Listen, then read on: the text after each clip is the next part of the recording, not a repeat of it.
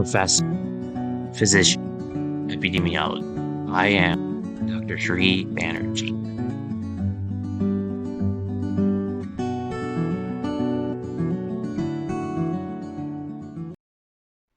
Hello, I'm Dr. Sri Banerjee, core faculty for the College of Health Sciences and Public Policy at Walden University. In this segment, I wanted to talk about a bit more about how drinking water is throughout the world. And then I'll be talking about how it is in the nation and at the city level. So let's get started. The World Health Organization is the prime place to look for resources within the global setting. So in this case, that would be drinking water. The key facts is that over 2 billion people live in communities water-stressed countries, which is expected to be exacerbated in some regions as a result of climate change and population growth. So think about that for a bit and put this into perspective. We have approximately 8 billion, so a quarter of the population is not getting enough drinking water or stressed for drinking water.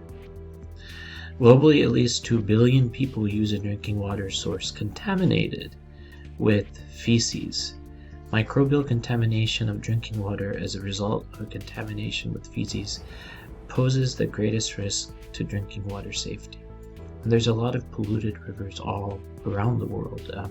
One that I've personal experience with is the Ganges River, and the amount of pollution that takes place within that river with chemical spills and sewer treatment spills and other types within the river. And that's the same river that many devotees bathe in. While the most important chemical risks in drinking water arise from arsenic, fluoride, or nitrate, emerging contaminants such as pharmaceuticals, pesticides, per and polyfluoroalkyl substances, and microplastics generate public concern. There's quite a few irritants. There's diarrheal diseases and other microbially contaminated drinking water. So that would be diarrhea, cholera, dysentery, typhoid, and polio, which causes 485,000 deaths every year. So 74% of the global population used a safely managed drinking water service.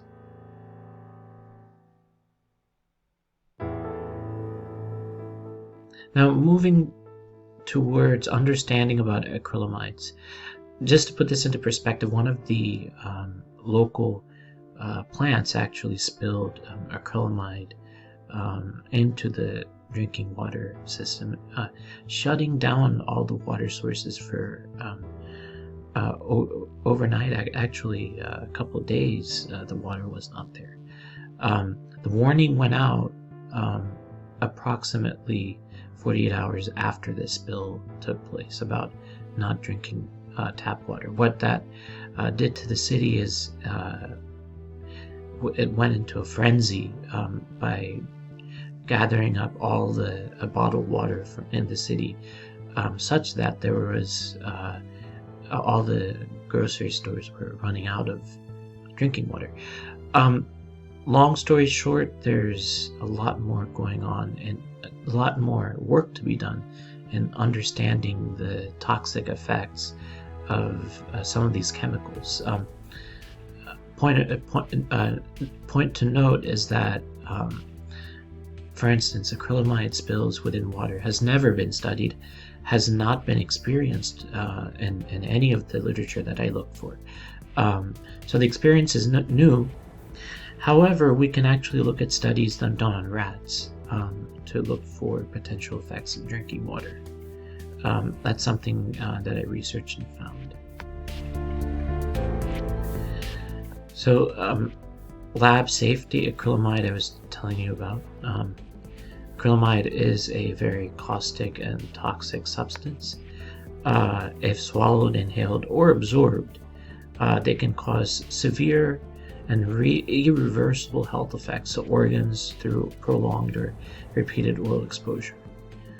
Now, this was not taken into too much of a consideration because most people don't know about these chemicals. In fact, in one newspaper organization, I saw that they said that latex is made out of natural products, so it's safe. Couldn't be further from the truth. In fact, even though latex is from a natural product, once it's transformed, a lot of the byproducts of latex can be heavily detrimental not only to the environment, but also human health risk. It in fact is a mutagen and a teratogen. Mutagen is what leads to cancer. Teratogen is what leads to birth defect side effects. And of course, we can't deny the skin irritation and allergic reaction. This is actually from a chemical laboratory safety guideline at Harvard. Avoid inhalation, avoid contact. And in fact, if there's a spill, they say always use personal protective equipment. Wear a lab coat, long pants, shirt, and closed-toe shoes. This type of chemical spill is very serious and needs to have more urgent understanding and warning signs. Again, I said at the beginning of this lecture that there was no study done in the past with acrylamide byproducts in real life. However, we have some evidence from rats, and there were 13 metabolites that were identified.